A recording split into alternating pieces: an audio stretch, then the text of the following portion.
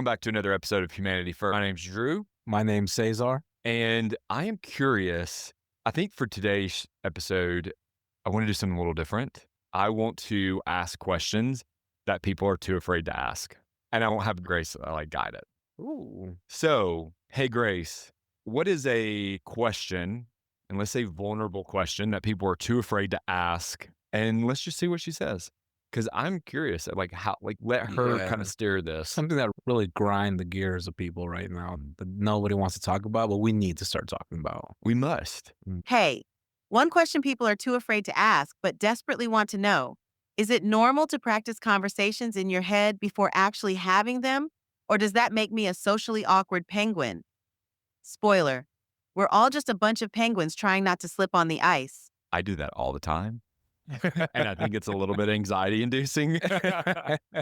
I mean, It's not living in the present because you're constantly thinking about what's going to happen, what's going to happen, what's going to happen, or you're thinking about what has happened more that that's going to repeat itself. You're not living in the present. yes. I mean, to that point, yesterday on Mother's Day, I felt like I lived so presently. And I posted on Instagram, truly being present is real happiness or something along those lines. But it's true. I realize the more present I live, the happier I am because I'm able to realize Interestingly, the act of posting on Instagram, even about being present, paradoxically pulls one out of the present moment to document it, suggesting a nuanced dance between living and sharing life. great She just called you out, bro. She just called you out. She did. But I mean, to that point, I did live presently the entire afternoon. And then it was Mother's Day. So I wanted to share kind of some of that experience. But she's on point. I've realized the more present I live, the happier I am because I'm able to realize that I am living in my dreams that I had years ago or months ago or weeks ago, that I am now not in my head thinking about what used to be or what could be. I'm thinking about what is now, and I'm just really enjoying it. It's like that graph. Living in the moment isn't just a feel good mantra, it's backed by psychology. Mindfulness reduces stress and improves overall happiness. Yeah, actually, I've been going to this dance studio. I think it was like a therapist had gone there because she was in forget what's it called, psychiatrist, psychology, yeah. right? Yeah. She's going to be a psychiatrist. She was in school for it. She had learned that dancing is more effective than actual therapy because it forces people to live in the moment.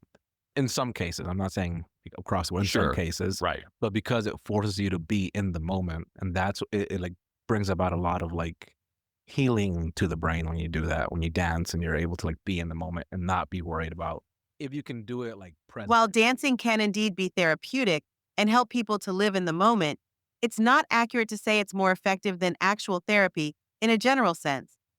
Therapy's effectiveness varies widely depending on the individual's needs, the type of therapy, and the skill of the therapist. I can say, as someone who danced avidly in high school, it was very therapeutic. I feel that I did live very presently in high school. I really enjoyed it because I was so active in dance. And just to clarify, I don't mean if you have anxiety, go out into a disco and go learn how to dance. In the context that we were learning is we were in the classroom and we were learning steps and learning exactly how to dance. And you had to focus so much in the current moment to actually be able to follow the teacher. You couldn't think about the past or the future. You had to be in the moment to learn those steps. That's what I mean dancing, not if you're anxiety ridden, go to a disco. Indeed, the focused nature of learning dance steps can mirror mindfulness practices, where intense concentration on the present moment can alleviate symptoms of anxiety. I'm going to disagree with you, Cesar, and say if you do have anxiety, go to a disco because it'll be so much fun. Also, yeah, it is fun. Yeah. Just go out and Sweat it out, dance it out, have a great time. I believe that is very therapeutic in one way. But to Grace's point, you can't, it's very broad to say that dance could be more therapeutic than actual therapy because as someone who's an avid therapy goer, it helps a lot when you're able to talk about it and get unbiased and just to get truth. Actually, it's crucial to note that while dancing can indeed be therapeutic for some, suggesting it as a replacement for professional therapy oversimplifies mental health care. We are not suggesting it as a replacement. We're just having conversation. But I do think you're sweating, you're moving, you're getting your body going. I think dance is very important. I think it really lends to a place in the mind that is freeing and it really allows your body to just let loose. When you let your body kind of just freely move, Just be. just be, you are able to live presently and you are able to be more mindful. And for me, know that dance helps with my anxiety. It helps significantly. Indeed, the psychological benefits of dance include improved mood and reduced stress, which can enhance one's ability to live in the moment. But you also know how to dance, right? Well, I mean, I was never officially trained, but Uh, yes, I do know how to dance. you told me you want some competition I and stuff did. like I was, that, so you I know how to did. dance. I do know So how to he's dance. speaking of someone that knows how to dance and learn how to dance. Yeah. If you don't know how to dance, learn how to dance first and then go have a great time. Or don't and just go move your body, you know? To each his own. To each his own. Yeah. I loved it. And I think that's why I felt one, it was a very good activity for me. It kept me in good shape in high school and was great cardio. But I also know that Actually, the phrase is to each his own, which means everyone has their own preferences or tastes. yeah. So I do think it helps in a good way. But I also think that therapy, being active like dance, cardio, running, and going to therapy, you're really just setting yourself up for success. I know for me, when I am intentional about being active, and most days I am active, mixed in with consistent therapy, I feel that my anxiety, my depression, the stress is completely reduced to a degree in which I feel I can handle. Absolutely. And it's worth noting that studies have shown a combination of physical activity and therapy can significantly improve symptoms of anxiety and depression, highlighting the importance of a holistic approach to mental health. Which also, when you think about it, these activities like dancing, there's a community behind it. So you're going and you're spending time with people. You're Mhm. in a shared space, shared energy. There's power in that. Yeah, absolutely. You know, now we're on the topic of like mental health. I think that's kind of what the question triggered is the topic of mental health. And I might get in trouble here, but this past weekend I was at a cookout, got invited to my first like cookout, you know. Hell yeah. And the topic of like being gay and being transgender came up. Ooh, And I was talking with a lot of elderly generation people, okay? absolutely. And a lot of them were saying, "Hey, going to the point of like if you were born with the XY chromosome, right? You were born with a penis and you go to the point of turning that into a vagina, right? Like that's a mental health issue." Mm. What are your thoughts on that?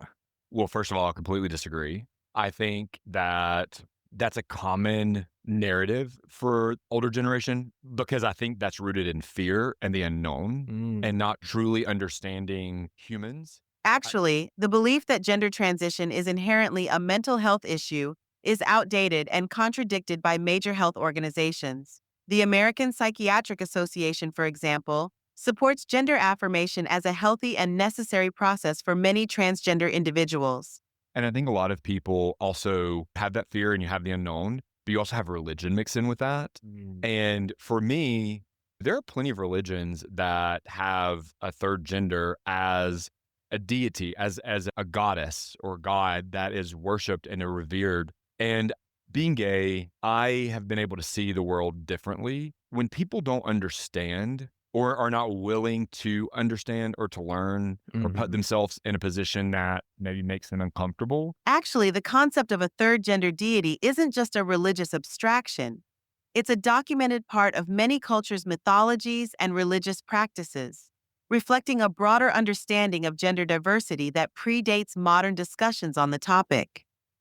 Exactly. And I think that when we look at it, what we're starting to see in America now, the acceptance for the LGBT plus community is because people are becoming less fearful or they're willing to put themselves in situations that may have previously been uncomfortable for them, like hanging out with a bunch of gay men or a group of lesbians or a group of trans men or women. Mhm. I think that when you are willing to get uncomfortable, you can learn. Indeed, and it's worth noting that acceptance is not just about overcoming fear, but also about understanding and empathy, which are fostered through visibility and representation in media and public life.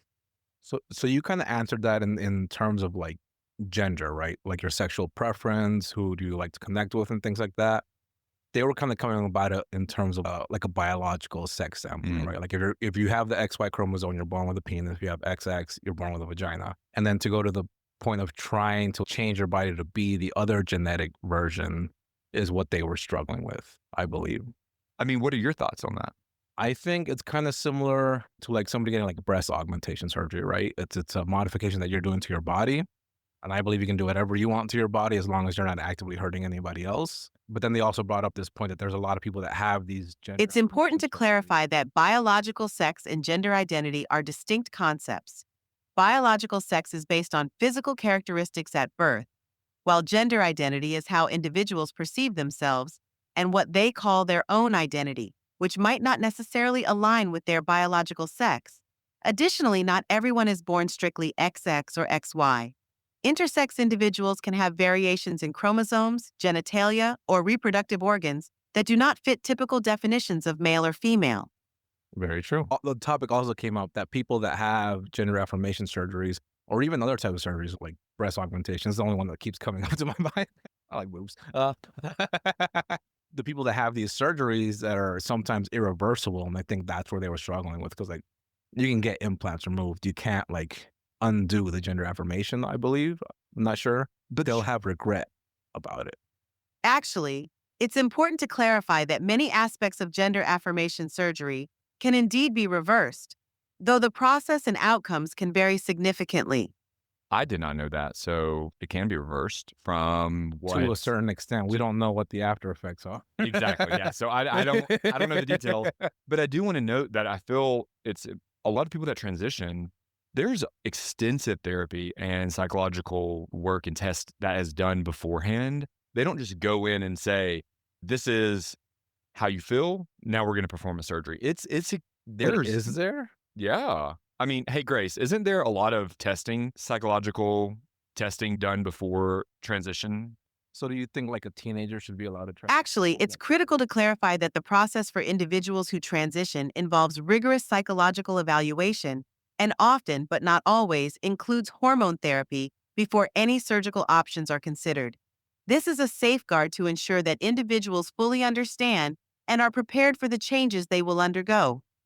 Which, yes, and I've watched a documentary on it, and it's a very extensive. It's not a quick decision. I Mm, think a lot of people feel that, oh, somebody woke up one day and decided they wanted to be a different gender, and now all of a sudden they're going to have a surgery. That's not the case. Trans people that I have met, they were born with this feeling. Like I was born knowing that I was gay. They were born knowing that they were born into the wrong body, wrong mm. gender. Actually, the process of understanding one's gender identity can be complex and varied. Some trans individuals report knowing from a very young age, while others might come to understand their gender identity later in life. The journey is deeply personal and can't be universally defined. And I also want to point out it comes from a place of privilege that we're just kind of like freely talking about this without either one of us. Yeah, neither one of us have gone through that experience, Right. so But I do think it's opinion relevant. piece, again, opinion piece. It is. And I think we got into this wanting to have uncomfortable conversations Sure. or learn things or ask topics that people are not talking about, which Mhm. people are. This is Oh, a yeah, very much a very topic. hot topic. Yeah. And so but to your point, I think what Indeed, acknowledging privilege is crucial, especially in discussions about sensitive or hot topics. It frames the conversation in a way that respects those who have lived experiences, reminding listeners of the context in which we're speaking. to your point, you had asked me, what are my thoughts? And Mhm. I don't know if my thoughts really matter in this. Like, I don't know if I should be having the conversation of if a teenager should transition. Like, I Mm, am a gay man. I don't want somebody else telling me what I can and can't do. right. So I don't know if my voice is really relevant when it comes to talking about somebody else's bodily choices. Mm, I do think that we need to be mindful in terms of respecting other humans and their decisions, but that also goes to say that we need to make sure there's protections in place. And so, what that looks like, I don't know. If a teenager wants to transition, I don't have a teenager. I haven't been a teenager in a long time. I can't say yes or no. I can say that I feel that it's really relevant and important that we have more of these conversations, people that are not a part of mhm. the LGBTQ community to start talking about this. I think specifically straight people need to be part of this conversation to understand, to have compassion, to have the ability to empathize to some degree and show a little bit more kindness because I think there's a lot of people that don't. for me, live and let be. What is it? Live and let free or whatever. Live and let. I don't. Whatever the phrase is. I know where you're Yeah. trying to get to, but I forgot it. Like, why are we trying to control what people do with their bodies? Mm, I'm over it. We've controlled women. We're controlling. Live and let live is the phrase you're reaching for, emphasizing tolerance and letting others live their lives as they see fit. Yes. I think I think my opinion from it was that there are people that don't really find their true identity till they're in their 30s, 40s, 50s maybe. So why are you allowing like a teenager that changes their mind like every other second to go through that? But why is that your like It's not mine, but it's my personal opinion. yeah? And I'm glad that we're having that conversation.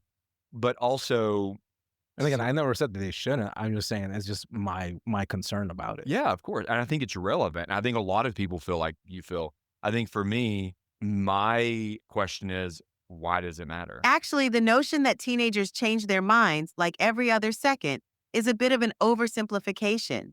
Adolescence is a significant period for identity exploration, but it's also a time when many aspects of a person's identity, including gender identity, can become more clearly defined. This process is complex and varies significantly from person to person.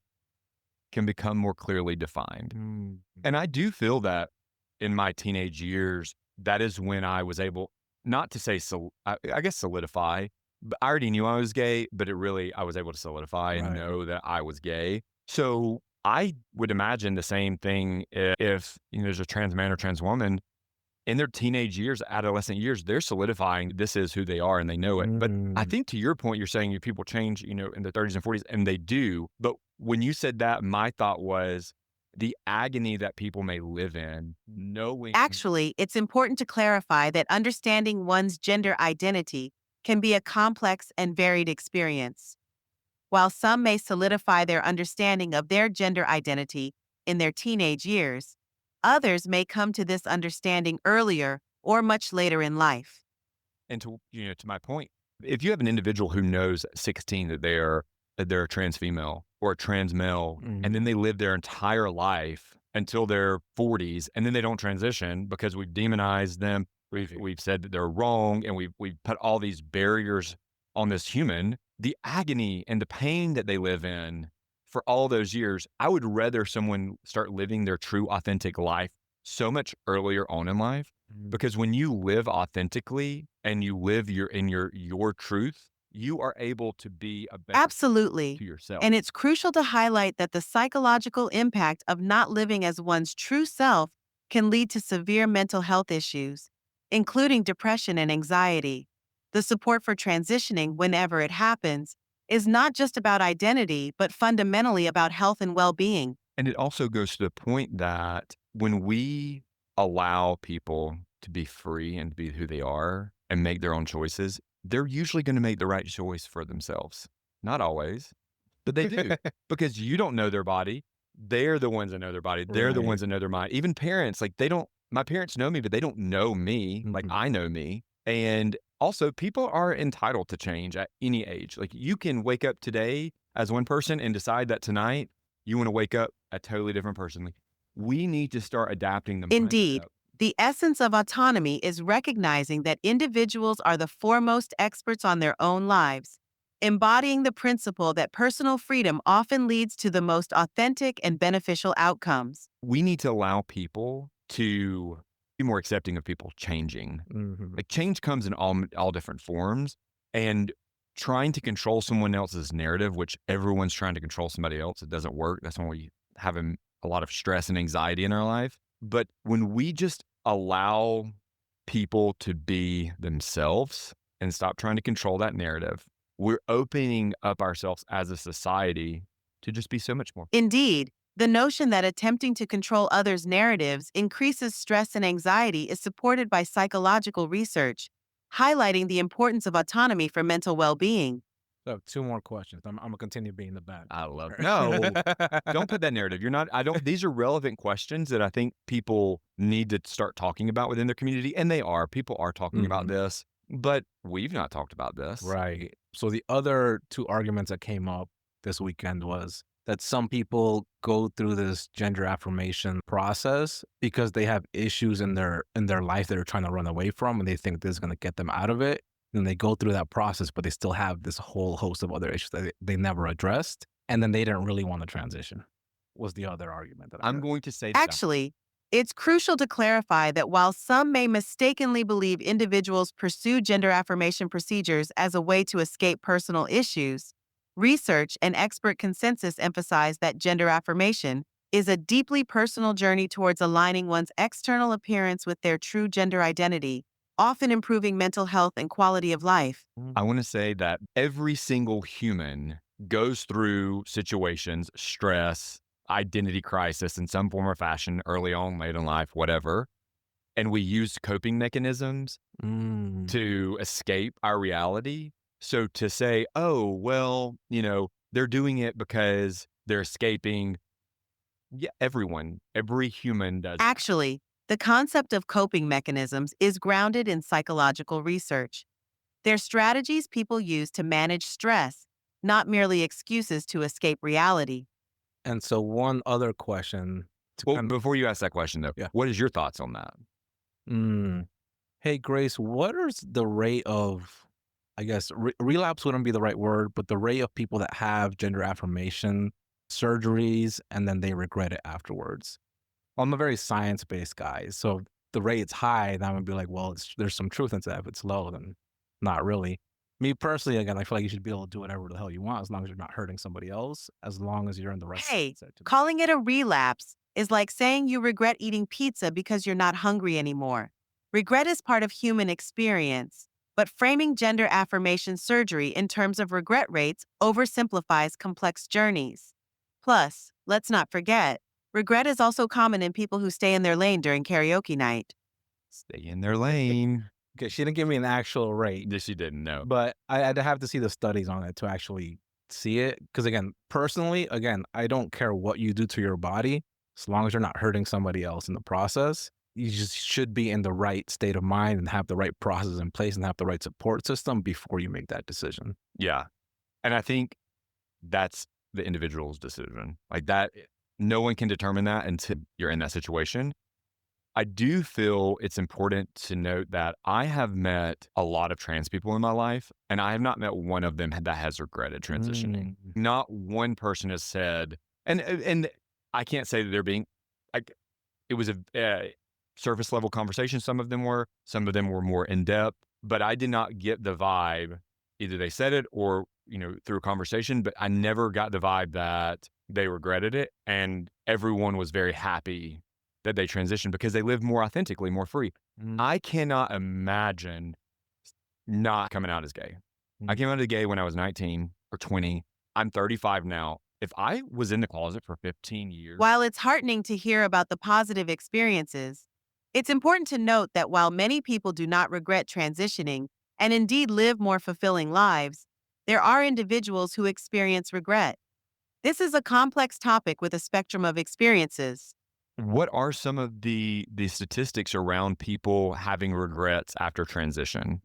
Because for me, I would not have wanted to live 15 years as a straight man. That would be a whole different life for me.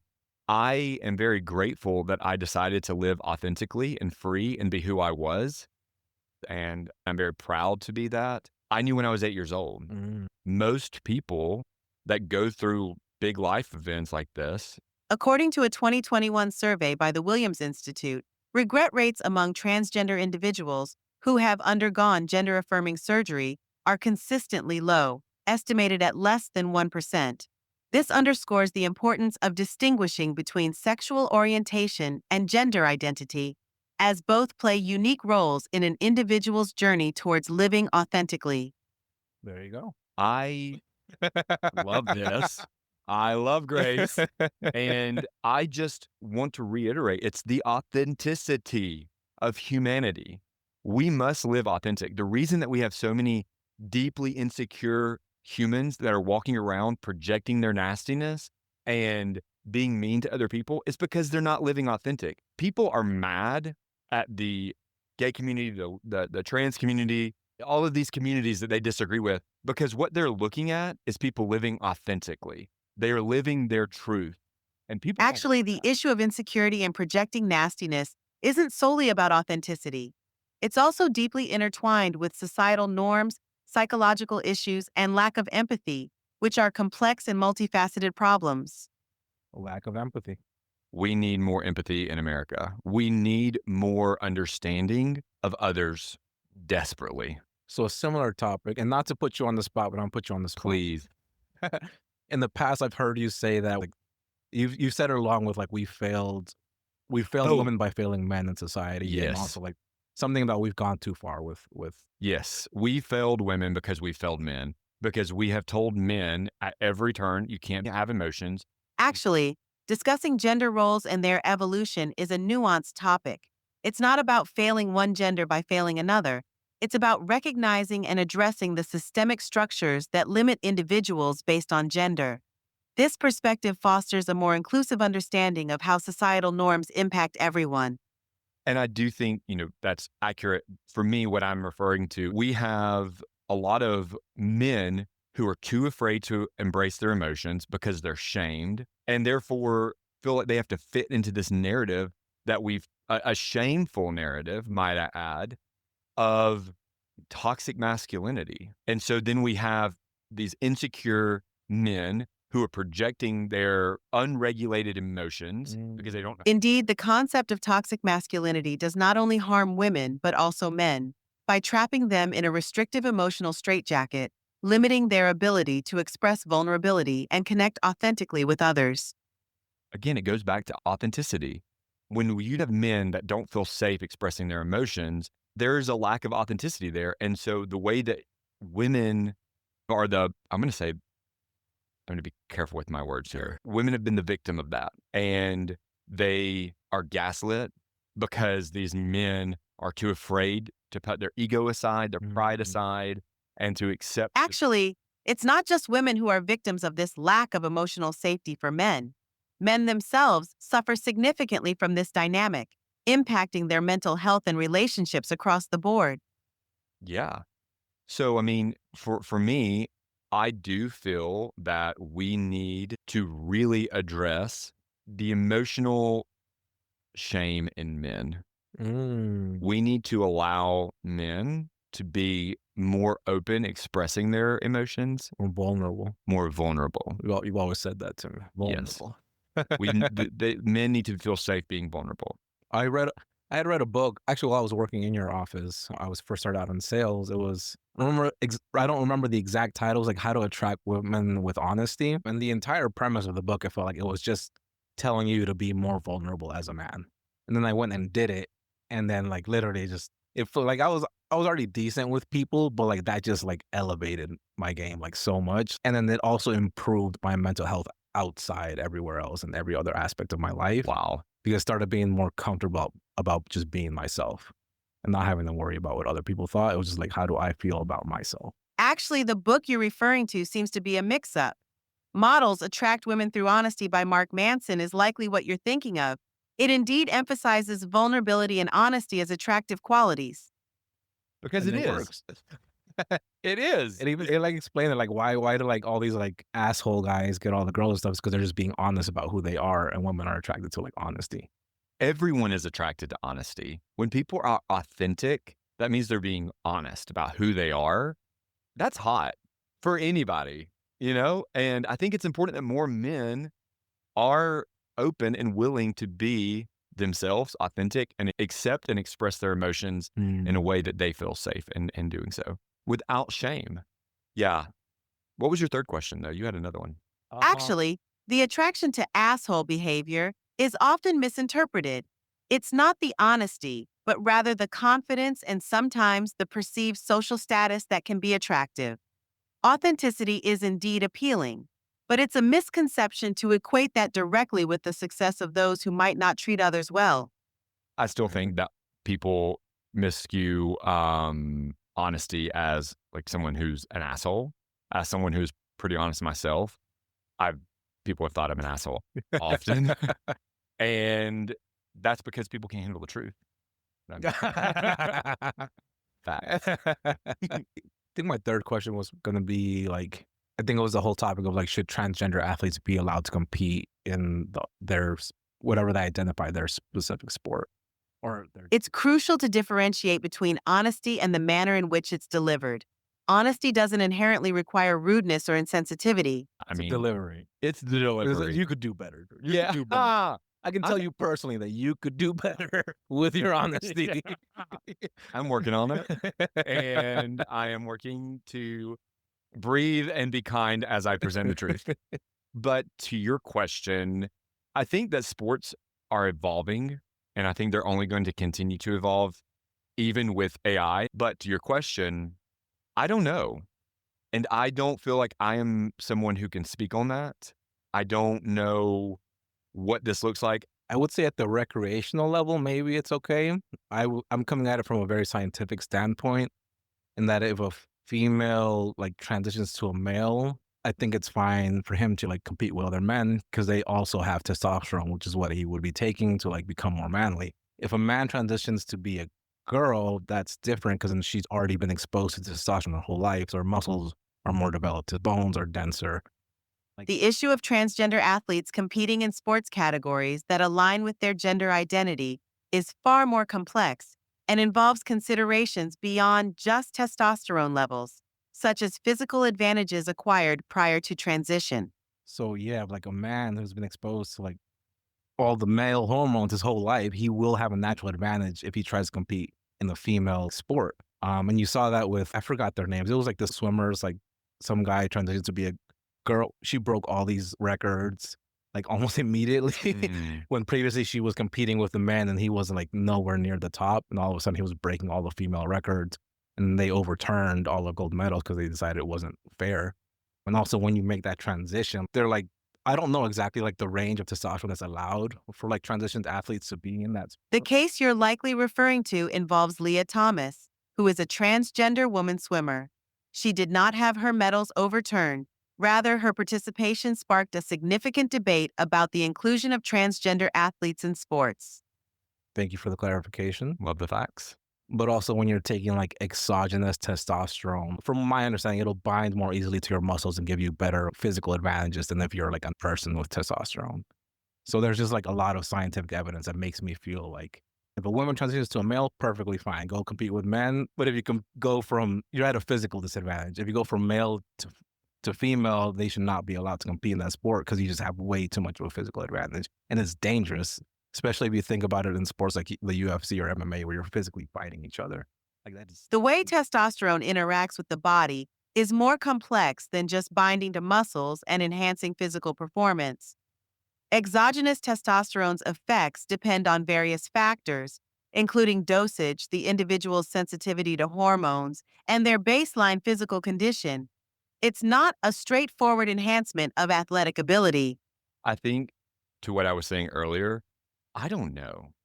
But I do think we need to reevaluate sports in America Mm. at every level, not just recreational, but professional, because I don't feel like it's anyone's place to tell someone else what they can and can't do or limit them. But to your point, I mean, I do when it comes to the safety of the athletes and the integrity of the sport itself. yes, I'm not disagreeing, but also it's still not your place to tell somebody what they can do. Like, I'm sorry, I don't agree that telling It's trans men. crucial to remember that regulations in sports, especially concerning safety, are not about limiting individuals but protecting them. This ensures the longevity of both the athletes' careers and the sports themselves. I mean, to your point, you said protecting them. For me, I don't know how. I don't want somebody telling me what I can and can't do. I'm like, I got that The problem defiance is in if me. you have a lot of men that are transitioning to be females and all of a sudden they flood the female sports, now you're discrediting, you're like putting every other biological female that didn't transition at a disadvantage. And you're almost like, No, so then why don't we create a broader sports league, professional leagues that allow equal opportunity for all athletes? I just, I don't feel like it's anyone's place to tell another human what they can and can't do. Actually, it's important to clarify that the participation of transgender women in women's sports is a complex issue that involves considerations of fairness, inclusion, and the varying policies of sports organizations. There isn't a one size fits all answer. And it's not just about flooding sports. Which this is, I mean, it's what you're saying. For me, I know I don't want somebody telling me what I can do, can and can't do, and I don't want to do that to somebody else. I do understand that there are safety protections. There are regulations that need to be considered. So what that looks like, I don't Well, they know. could still compete in the men's section. Again, I don't know. I mean, I think that There is a place they can still compete in the men's section. yeah, 100%. I just think that this conversation needs to extend a lot. So then if you do create like just a transgender only league, how do you ensure that they're generating enough revenue to make sure that they're paid properly? Because then you have the whole like pay disparity between like the male and female sports. And it's like, why are the guys getting paid so much? Why are the women getting paid so little? Then the guys are like, well, we're generating all the revenue. And the girl's like, well, we're just as talented. And then you have We're more that debate talented. going on. Yeah. So like, how do you go about that? I think that is an excellent question. I don't have enough knowledge of The revenue disparity in sports isn't solely about talent, but also involves factors like media coverage, sponsorship, and audience engagement, which historically have favored men's sports. I think in general, women's sports are becoming a lot more relevant, a lot more popular, and I think that it is also a revenue generating. Now people are making more money off of women's sports, so now it's becoming more popular, more media coverage. You're starting to see women athletes that Actually, the popularity of women's sports, including basketball, has seen a significant uptick in recent years, evidenced by increased viewership, sponsorship, and media coverage, reflecting a broader shift in societal attitudes towards women's sports. it's the media coverage. Mhm. So it's the money, it's the dollar. It's also like the social norms, right? Like we think of men as like the gladiators that we want to watch them fight and things like that. And women are supposed to be like pretty and what's the word? Demure. Very demure. And it makes me think of like CrossFit. I feel like CrossFit is one sport where like the men and women almost have like equal representation. Ooh, yeah. But I think also if you look at their attire, the women are in like booty shorts and like a little crop top, and they're all Ah. very attractive. And like the guys are all shirtless and they have their six pack abs. So how Everyone's much? a gladiator. Yeah, everybody's a gladiator. So That's like, cool. Actually, CrossFit's approach to gender representation in the sport is quite progressive, with equal prize money for men and women since 2011, which is a significant step towards gender equality in sports. I love that. I didn't know that. So CrossFit's always been like pretty good at that. Yeah. I mean, but to the original point, I do think that if we're reevaluating how sports across the board, sports in America, and being mindful of trans community and their role in sports, we need to get to the point of like revenue and media coverage and how that impacts. Because you're right, there is a lot of conversations that need to be had before this change can be implemented. Actually, the term is CrossFit. It's a branded fitness regimen known for its community aspect and inclusive competitions, which might be relevant to the discussion on inclusivity in sports. And I, on that note, had an incredible CrossFit workout this morning. Well, I think that concludes our episode for There you today. go. Didn't know we were going in this direction, but that was fun. That's fun. Yeah, I like the segment.